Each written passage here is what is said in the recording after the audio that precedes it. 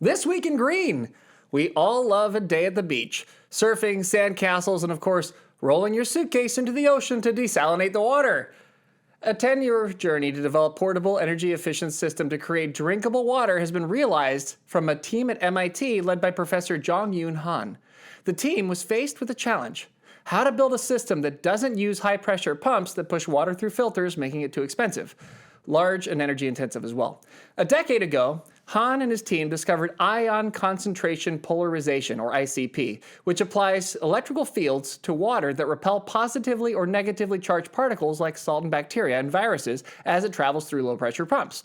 This process doesn't catch all the salts, so the team also added an electrolysis stage to remove the remaining salt ions. When tested, the result exceeded the World Health Organization's quality standards. This is a huge breakthrough to help bring drinkable water to communities around the world with limited resources. The device is easy to use, weighs around 22 pounds, and requires less energy than a cell phone. All things that could be said about my neighbor Ron's genitals. Sometimes I wish he'd put that thing in a suitcase and move to the beach. I mean, come on. Speedos on a neighborhood dog walk? Hey, you know what you're doing. The neighborhood watch is tired of looking. At least the male half is, anyway.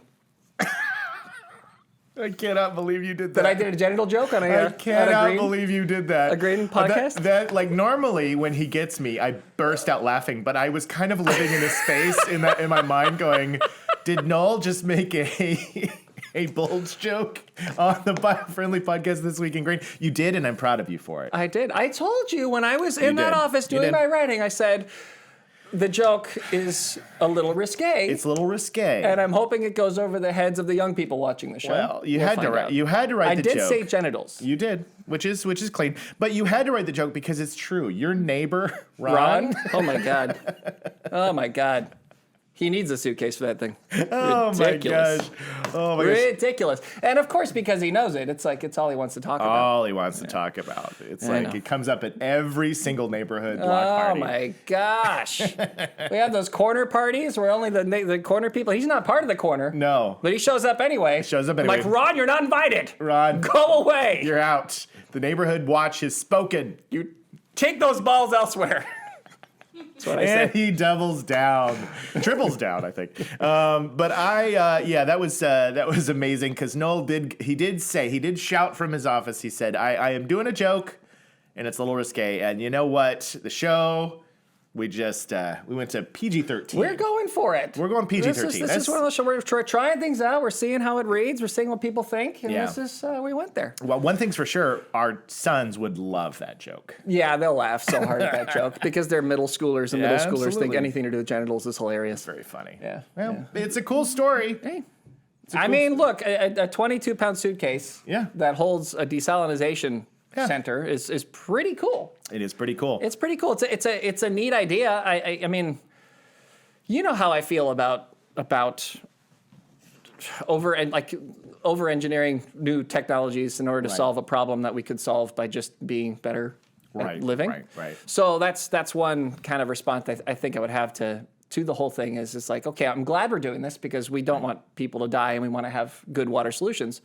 But at the same time, you know, I think if we were a little more responsible with our decisions, we probably would, you know, Mother Nature would handle it for us. Yeah. There's a whole desalination system in our you know, our closed loop here of Earth. Yeah. But I think it works by itself. But science is basically saying people are irresponsible.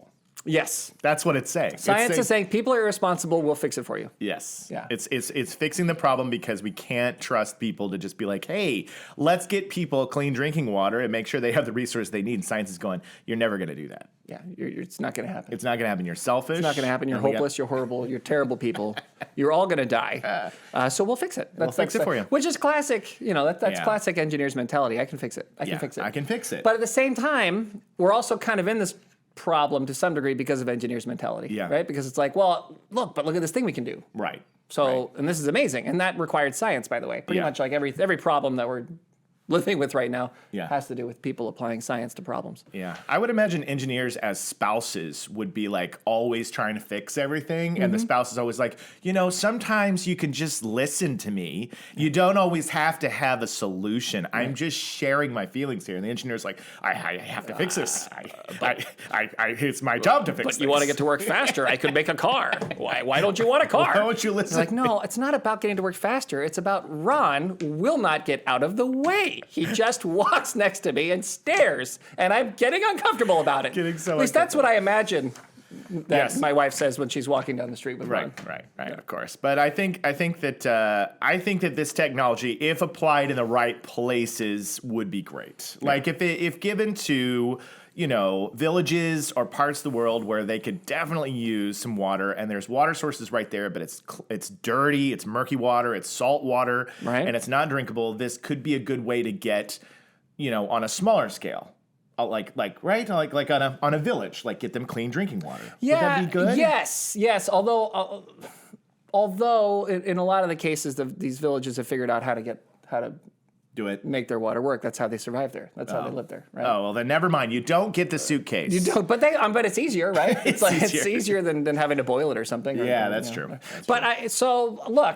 Look, I'm all for new technologies. I mean, that's part of how you solve the problem. So I'm up for it. Okay. But I think that this is probably most useful in a place where there's no water, but a lot of ocean, like no fresh water, but a lot of ocean. A lot of ocean water. A lot of that kind of thing where you're you're hanging out at the beach in the desert by the beach, maybe Right. in Africa or Yeah. maybe in like the Definitely. Middle East or something. Yeah, over there. And you're just like, hey, let's There's nothing to drink except make for some ocean water. Let's make some water. Yeah. And people, I think, it's funny when we talk about water shortages around the planet, I'm sure there's a lot of people who haven't read up on it and they think like, well, why can't we just take all the water? Our planet is covered in ocean water. And it's like, it's very hard to get the salts and It's desalinate the water. incredibly energy intensive. Yeah. And you're burning a lot of, generally to pull it off, you're burning a lot of fossil fuels to do it. Yeah. That's often the way it works. I mean, they are making newer technologies and large desalination plants that work on wind and solar and other things. But again, at times they have to use regular old boring power too. So look, it works. You can do it. Yeah. But if we're sucking water out of the ocean, then we're using too much. Right. That's the bottom line.